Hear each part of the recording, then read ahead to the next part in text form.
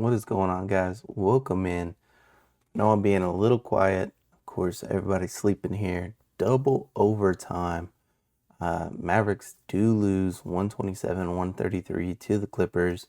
We're now 3-10 on the season. But again, we're playing with a lot more heart. We're being real scrappy. I'm still liking what I'm seeing. Hopefully, y'all were liking what we're seeing. Gonna run through some things. This one's gonna be a super fast one. Uh, we'll just start running through this box score real quick. Daniel Gafford, 10 points. He does have 8 rebounds, 1 assist, 3 turnovers though, but he does have 3 blocks, and of course, the big, huge blocks that sends it into double overtime. But kind of a slow night for Gafford. I felt like Zubac was kind of actually bullying him around, and I was really surprised by. I thought Gafford's size was really going to be able to help him against him, but Zubac puts up 27 points, 11 rebounds. He also though 4 personal fouls on Zubac as well, 5 fouls on Gafford. This was really a high foul game.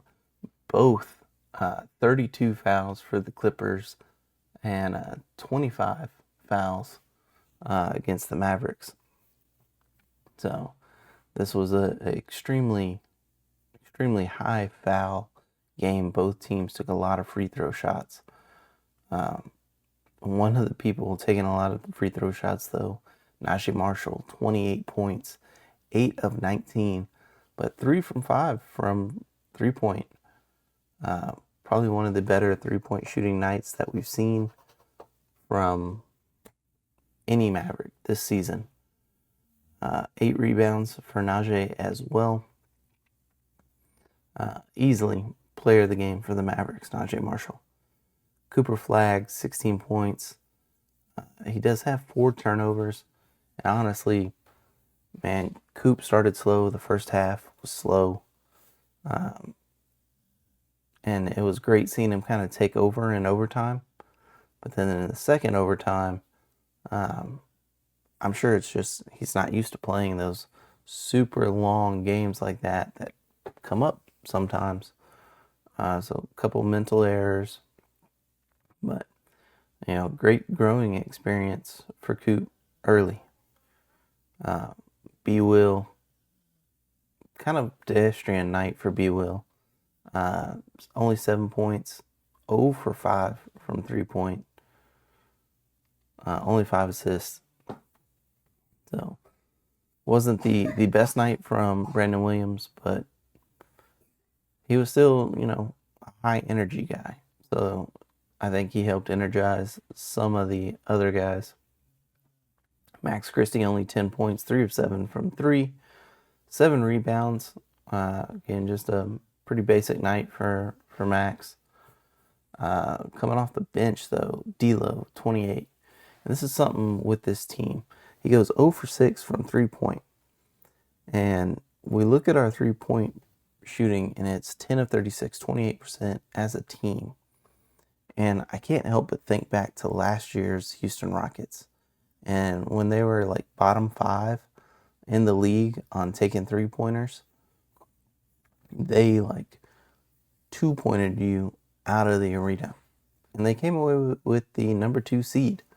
Now, obviously, we are so much better at the 2-point, range, attacking the basket. We're a lot better at attacking the basket than I thought we were going to be.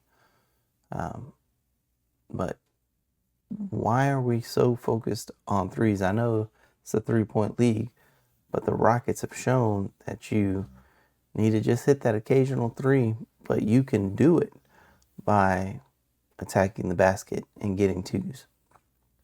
If you just have those 2-pointers at a high rate. So, I'm not sure what's going on, why we continue to just run into a brick wall of bad 3-point shooting. And it's through this entire team. It's not just, one guy's in a slump the way they make it seem with Clay. It's literally this whole team is struggling from three. Derek Lively, he's on a minute restriction. Of course, he only plays 17 minutes. 4 points, 5 rebounds, 1 block, 1 steal, 1 turnover in his return game. Of course, this takes, I think, some of the minutes away from Moussa Cisse.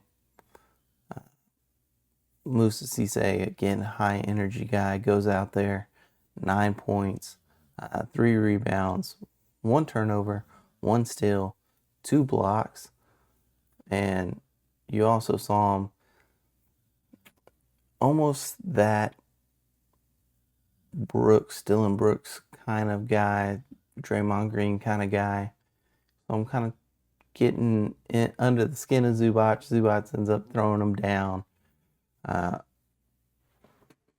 So I really want to see more Moussa Cisse. And maybe I'm going to go ahead and put this out there.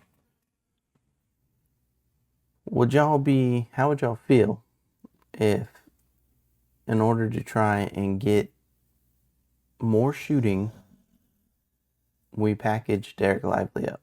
Now he's back.